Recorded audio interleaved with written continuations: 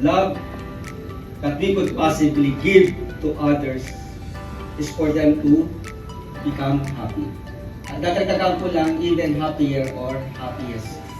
The two powerful individuals at the SDO level, of course, the SDS and the ASDS. We should provide such kind of happiness. As much as that. But I prayed to the Lord.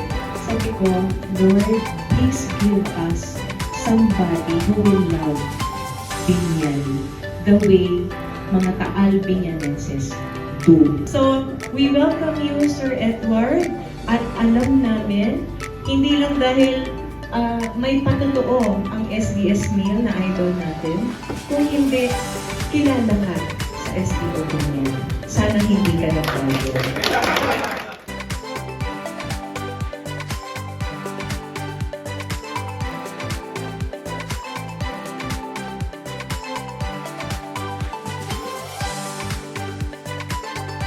Good friends. Yun po yung isang bagay na parang nagdadala ko from Quezon to Santo Tomas. I'm having a heavy heart leaving